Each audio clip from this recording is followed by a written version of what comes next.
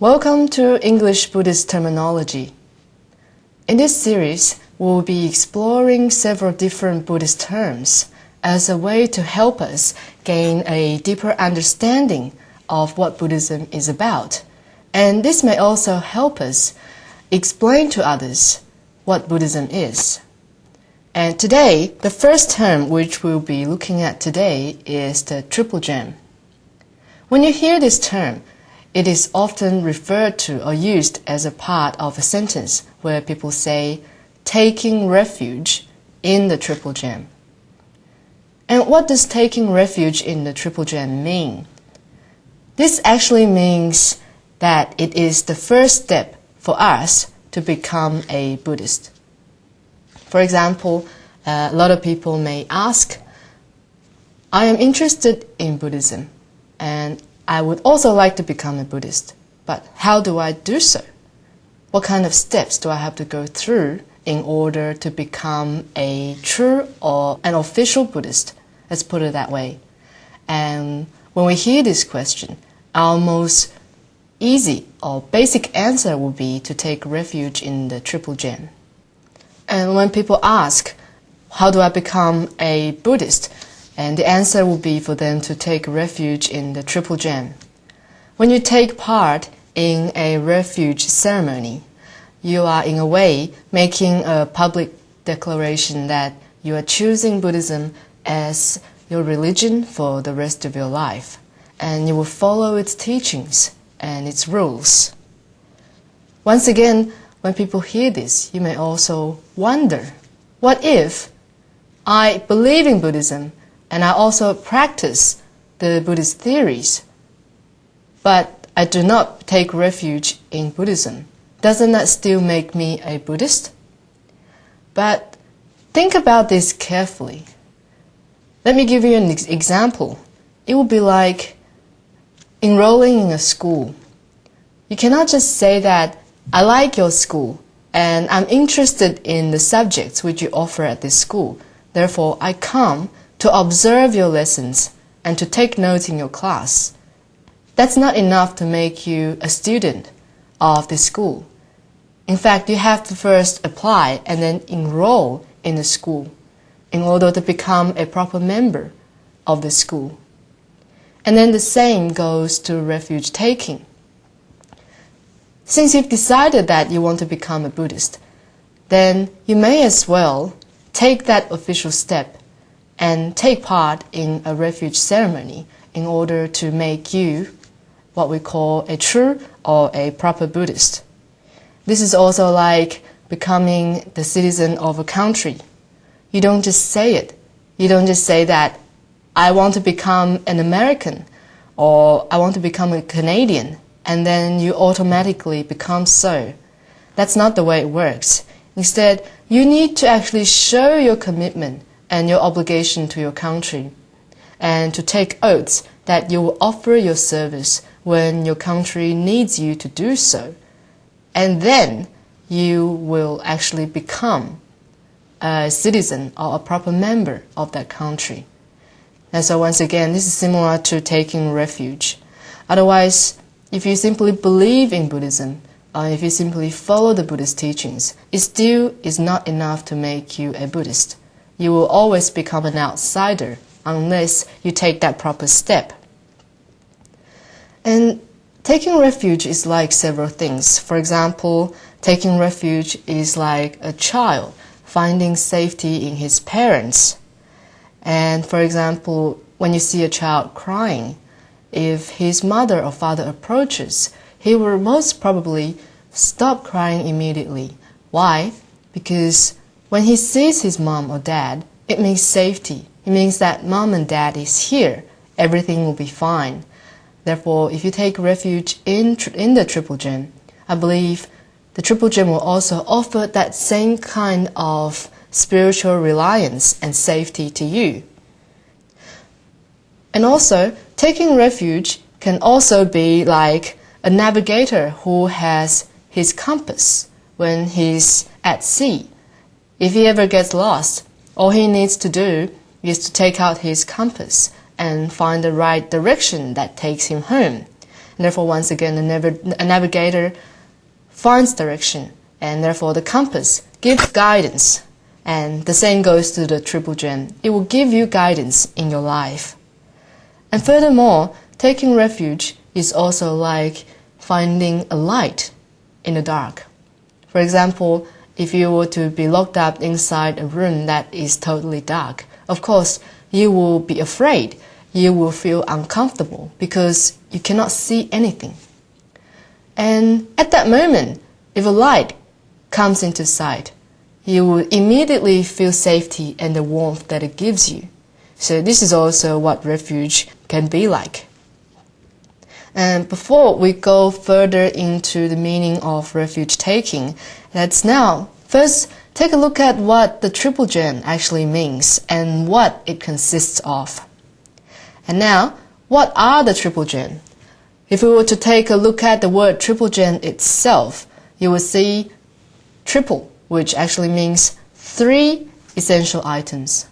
And as for gem, we can refer this to a kind of spiritual wealth compared to the worldly wealth. For example, for most of us who have to survive in this world, who is a member of society, we need to rely on several kinds of worldly wealth. For example, you need to have money. You need to have assets. You need to have, for example, a house where you can live in, and so on, in order for you to survive. But at the same time, this physical wealth will not be enough to make you a happy person. And that's where a spiritual wealth comes in. For example, the triple gem. The triple gem can offer you all kinds of spiritual wealths that make you feel like a much more complete person. For example, it can give you compassion, it can make you feel peaceful, and it can make you feel safe. And it can also make you feel that you're always under the blessing and guidance of something that will lead you to become a better being. So basically, the triple gem is something that will offer you guidance in life. And now let's take a look at the first item or element of the triple gem, which is the Buddha. The Buddha is a Sanskrit term that means an awakened one or an enlightened one. And a Buddha is someone who has achieved perfection of character and personality. He is also someone who has incomparable wisdom. And he also has pure love and compassion for all beings. In other words, a Buddha is a sage who has transcended the 3 realms, which are the realms of desire, form, and formlessness. If we were to take a look at the word Buddha, we need to take note here. In some cases, we will see the word Buddha with a capital B. And when you see a Buddha with a capital B, we're actually referring to Sakyamuni Buddha, the founder of Buddhism. But on the other hand, when we see the word Buddha with a small b, it simply means an enlightened one. And let's go back to Sakyamuni Buddha and talk a little bit about his life.